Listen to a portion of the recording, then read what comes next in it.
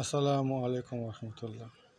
আপনারা আমাকে লাইক দেন বা না দেন, সাপোর্ট করেন বা না করেন, মেহরবানি করে আপনারা এই পুলিশ ভাইয়ের কথাটা একটু মন দিয়ে শুনে যাবেন এবং বেশি বেশি করে শেয়ার করে দেবেন। আসসালামু আলাইকুম। আমি আজকে আপনাদের সামনে কিছু গুরুত্বপূর্ণ কথা এবং কিছু অনুভূত কষ্ট এগুলো বলার জন্য এসেছি। আমি একজন পুলিশ সদস্য। আমি সমগ্র জাতির কাছে একটা অনুরোধ নিয়ে আসছি এবং আমার যারা পুলিশ ভাই বন্ধু ব্যাটসম্যান যারা আছেন, আমি সকলের উদ্দেশ্যে কিছু কথা বলার জন্য আসছি। সমগ্র দেশের মানুষের সামনে কিছু কথা বলার জন্য আসছি। যারা আজকে এই নতুন স্বাধীনতা অর্জন করেছে, যে সমস্ত ছাত্ররা মারা গেছে, সাধারণ মানুষ মারা গেছে, সর্বস্তরের জনগণ যারা মারা গেছে, আমি তাদের প্রতি সমবেদনা এবং দুঃখ প্রকাশ করছি। এবং আমার যারা পুলিশে যারা মারা গেছেন যে সমস্ত ভাইয়েরা, তাদের প্রতি আমার সমবেদনা, তাদের পরিবারের জন্য আমার সমবেদনা। তো আমরা নিম্নপদস্থ কর্মকর্তারা যারা ডিপার্টমেন্টে চাকরি করি, আমরা আমাদের আদেশ মানতে হয়, নির্দেশ শুনতে হয়। আর দেখেন যে সাধারণ শিক্ষার্থীরা মারা গেছে, পুলিশ যারা মারা গেছে তারা সব নিম্নপদস্থ কর্মকর্তারা, যারা আদেশ দিচ্ছেন নির্দেশ দিচ্ছেন, তারা কিন্তু কেউ মারা যায় নাই বা অন্য কোনো বাহিনীর কোনো সদস্য মারা যায় নাই। তো এখানে একটা প্রশ্ন থেকে যাবে, পুলিশ কেন পুলিশ কেন হয়? Police is so called.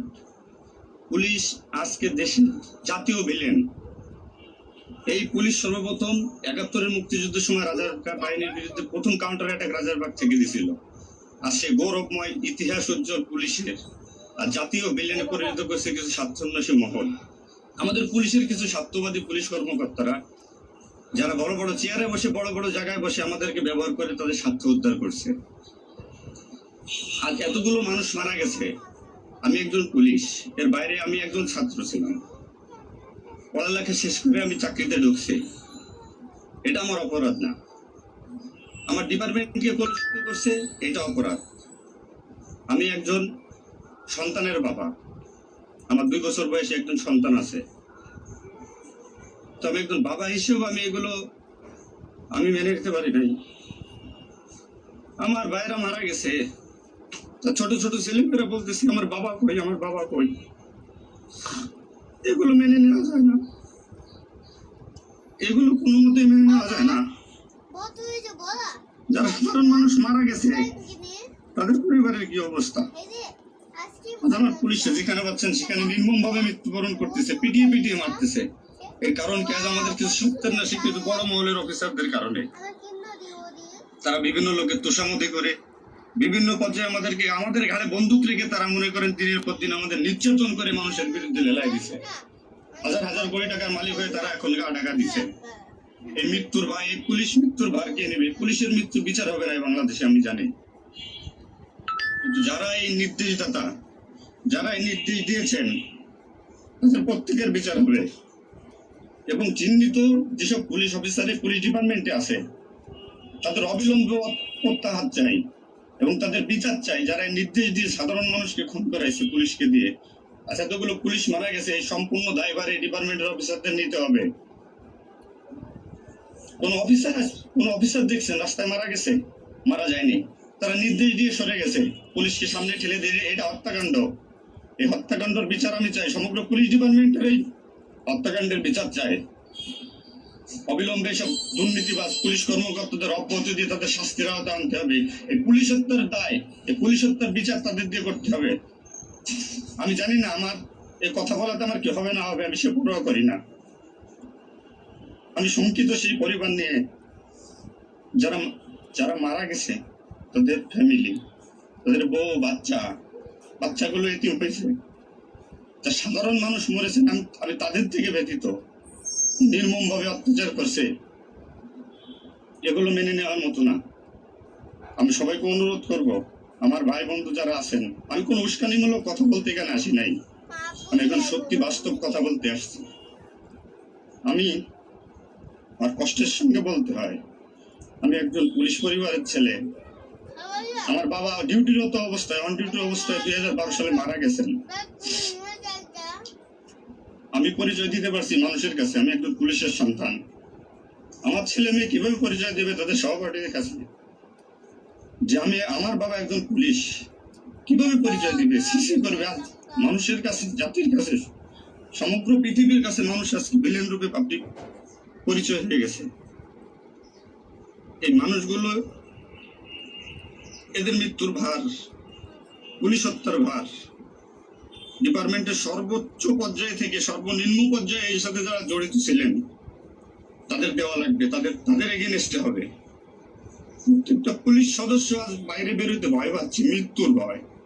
এখনো অনেক জায়গায় আমি নিউজ পাইলাম সকালবেলা, অনেকে পুলিশ মরে গেছে, তার কোনো হদিস নেই। এখন অনেকে আটকা আছে, সবাই প্রাণ ভয়ে, আজ পুলিশ প্রাণ ভয়ে লুকাচ্ছে। কিসের জন্য? আপনাদের কারণে, আপনাদের স্বার্থ উদ্ধারের কারণে পুলিশকে ব্যবহার করছেন প্রত্যেকটি ক্ষেত্রে।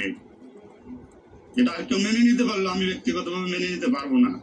প্রত্যেকে দায়ভার নিতে হবে আপনাদের। আজ নির্বিকারে যতগুলো মানুষ মারছেন, আজ এই মৃত্যুর সামনে আমি থাকতে পারতাম।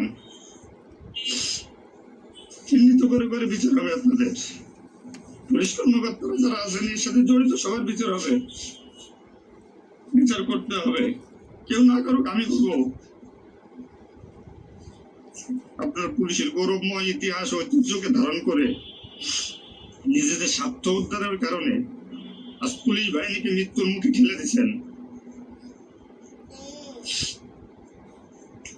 তাদের কথা একবার চিন্তা করেননি।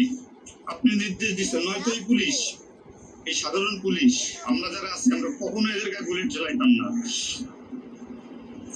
কখনোই আমরা গুলি ছড়তাম না আমাদের ভাইদের উপরে। ডিপার্টমেন্টের ম্যাক্সিমাম 80% পুলিশ এখন পড়াশোনার সাথে জড়িত। এভরি ওয়াল, সবাই পড়াশোনার সাথে জড়িত, সবাই ছাত্র। আপনারা আপনাদের ব্যক্তিগত রক্ষার কারণে, ওই আপনারা এখন কোথায় আছেন? আপনারা একজন বড় বড় অফিসাররা কোথায় আছেন? বেরোয় আসেন, নামেন পুলিশের সামনে, পুলিশকে সিকিউরিটি দেন, দেশের মানুষকে সিকিউরিটি দেন। আপনাদের হাতে পুলিশ বাহিনী ক্ষতিগ্রস্ত, বিপর্যস্ত, বৈষম্য সৃষ্টি করছেন আপনারা। আপনারা প্রতিটা ক্ষেত্রে পুলিশের সাথে পুলিশের বৈষম্য সৃষ্টি করে দিয়ে গেছেন। যে যার মন গড়া কথা দিয়ে, এটাই আইন, এটাই নিয়ম, এটাই শিখাইছেন পুলিশ ডিপার্টমেন্টকে। এগুলো হবে না। আপনারা যেখানে যান না কেন, পালাইয়ে, যেখান থেকে পলায় যান, এই পুলিশ আপনাকে খুঁজে বের করবে। এই মৃত্যুর দায়ভার আপনার নিতে হবে। সত্য কথা বলাতে অনেক পুলিশের চাকরি খেয়ে দিয়েছেন আপনারা।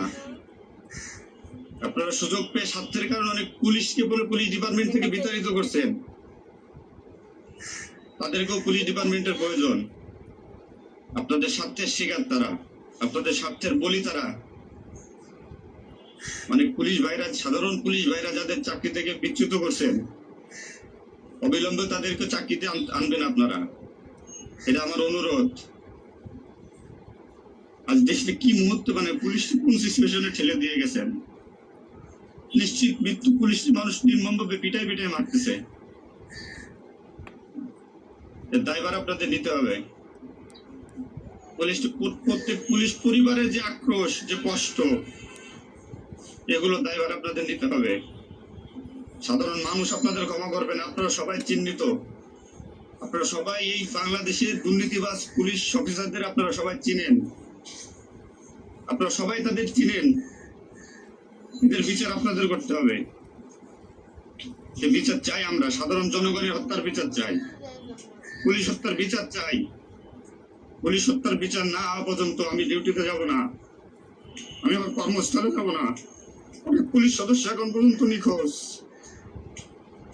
আমার সহপাঠী ভাইরা মারা গেছে, আমার পরিচিত ভাইরা মারা গেছে।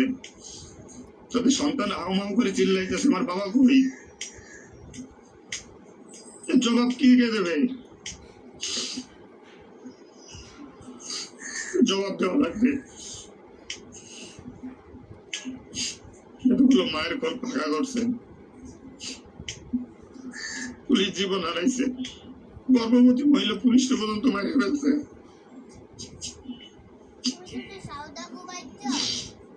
নির্মমভাবে মারছেন। এই দোষ আপনাদের।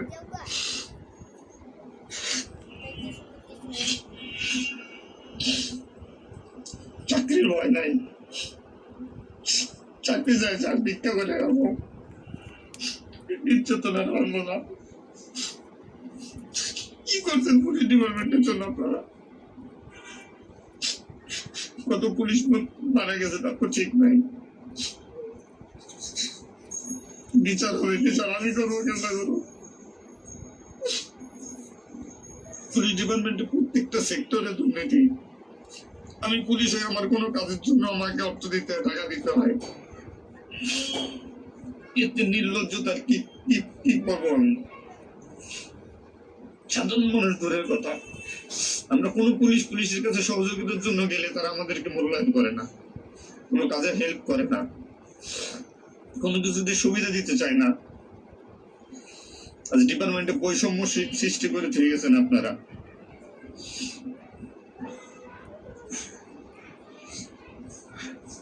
এত কিছুর দরকার হয় কেন আপনাদের? আজ আপনারা কেউ মারা যাননি, সবাই নির্দেশ দিয়ে যার যার মতো সুযোগ মতো পালাইছেন, সুযোগ মতো চুপচাপ করে বসে আছেন। পুলিশ ডিপার্টমেন্টের অনেকে আছে যারা এর সাথে জড়িত না, সরাসরি গুলি করতে চায় নাই,